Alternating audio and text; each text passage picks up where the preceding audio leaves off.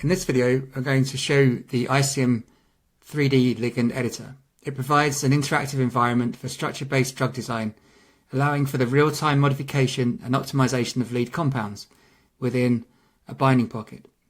It was developed in close collaboration with medicinal chemists at Novartis, and the tool streamlines the iterative process of ligand refinement by providing immediate feedback on binding affinity based on the docking score. Key capabilities include 2D and 3D editing, so you can modify atoms, bonds and stereochemistry with single-click functionality. Changes can be made in a traditional 2D schematic or directly within the 3D graphics window. There's on-the-fly scoring, so as modifications are made, ICM automatically calculates the predicted binding score and ligand strain as well, so you can monitor that as you're making modifications. You can quickly replace molecular cores or screen large database of substituents at specific positions to identify modifications that may improve your potency or ADME properties. There are a variety of display options, so you can display hydrogen bonds, hydrophobic surfaces, and atomic energy circles to identify where there may be steric clashes or unsatisfied hydrogen bonds with the receptor.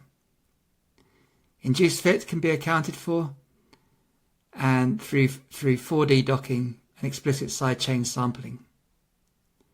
The editor maintains a complete modification history, enabling you to undo, redo changes, or save promising candidates to a chemical spreadsheet. These can be exported in standard formats such as SDF, PDF, PDB, or Excel.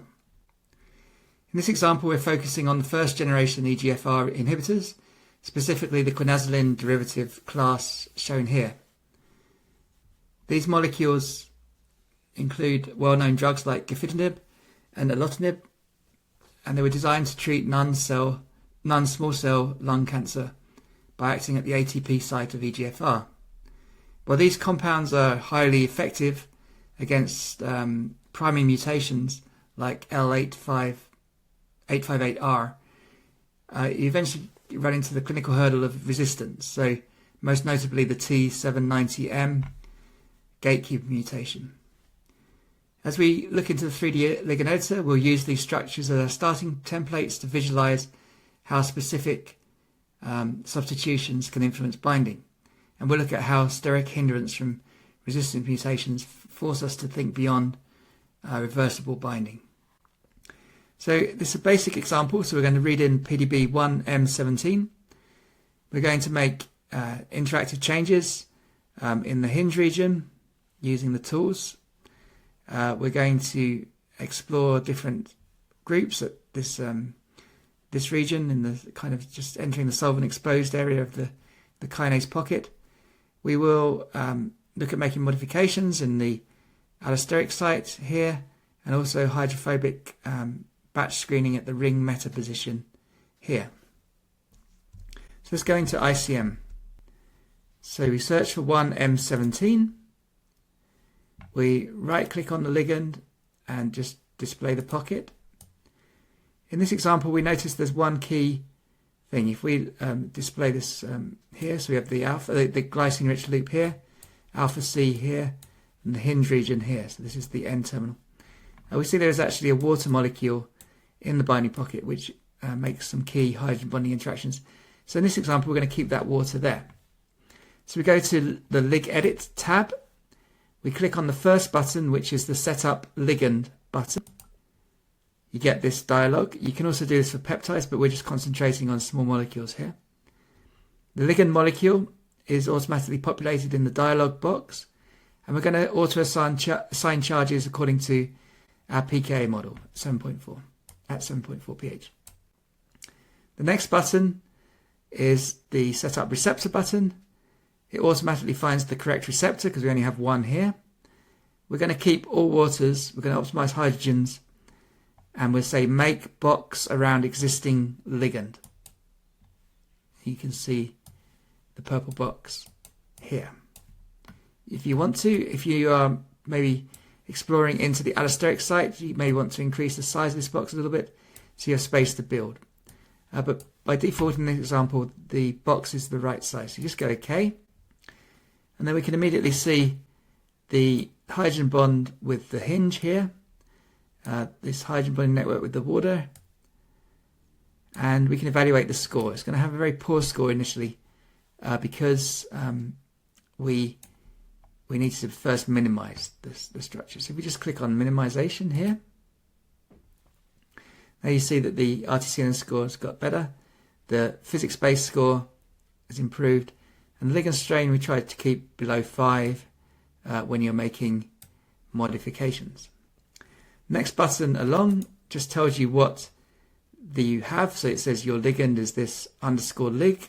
This is the one you're editing, and this is the receptor you're editing in. So that's just the information panel.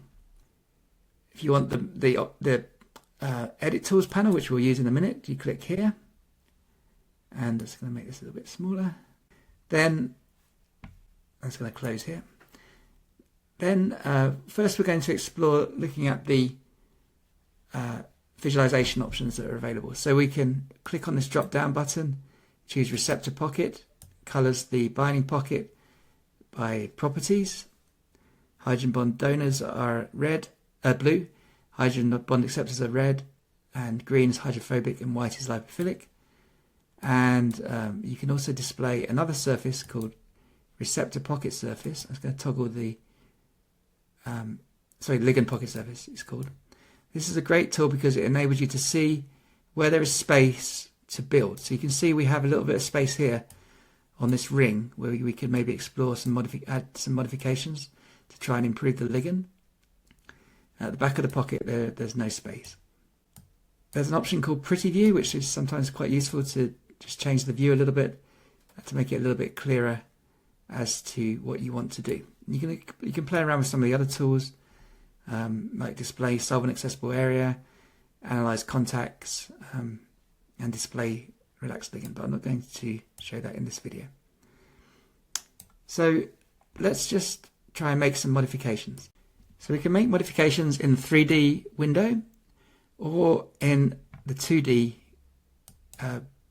here by clicking on this button. We're going to start by making some simple modifications. So if we wanted to maybe delete this alkyne group, for example, we can take the eraser button and just click on the atoms. So I'm just going to click on the eraser and then click on the atoms and delete that group. Then you can reevaluate the score. So you can see -23. The score's got higher, and so the actual score is not as good. So we can just do undo and put that alkyne group back. You can use the panel on the right hand side. So here we have an amine linker, which is pretty rigid.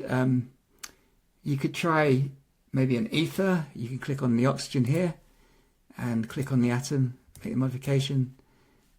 You can minimize and reevaluate the score if it improves. If you like that modification, you maybe want to try, you can add it to your table to save it. If you want to go back to the amine linker, just do undo, go back to that original point. We could try a thioether, but probably the amine is pretty decent at this point, this part of this ligand anyway. But we can try we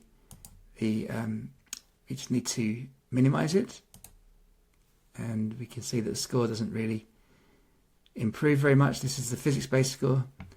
So we'll just stick with the original amine. We go back to the amine. So you can also try different groups. So if we could try hydroxyl, for example, on this hydrogen here. Click here and then reevaluate the score. You see both the physics-based score and the neural network score improved, got better. So this is probably a good one to add to our table of modifications. Look at the hydroxyl here. We can also try, if you try groups that are too big, it's going to show you that it makes a clash. So if we tried maybe to add something here at the back towards the threonine gatekeeper, so remember if the gatekeeper changes, it affects the binding of these quinazolines. So you could try a modification like a larger group here. If we try it on this hydrogen, to try and fit it, but then you can see quite clearly that it's making a clash. These red circles are clashing. So we should see that reflected in the score. Both the scores got higher and the strain. So we just do undo and take off that poor modification. Maybe we could try some different modifications at the alkyne group here. We deleted it before. We could try and delete it again. Just click on the atom, go back to the hydrogen here. We could try some halogens. Just click on the halogens here. We could try sulfonamides, sulfonyl groups, some other groups here, and then you just single click on the hydrogen, and it will sample those and give you a table called modifiers tab. And this tab is ranked by score. So if we go down, you can see all the halogens. I think it increases the lipophilicity in that area, and we actually found 5 modifications, like a bromine, for example, which improves the score compared to the original hydrogen and also to the alkyne that was there. So we have that included. If we wanted to try some other groups at this position where the hydroxyl was, which we could, again, we can just get rid of these circles. We can delete this hydroxyl, and we can then try to sample some groups at this position. If we select the atom, the hydrogen atom, then go to Advanced, find Group, we can select some groups here.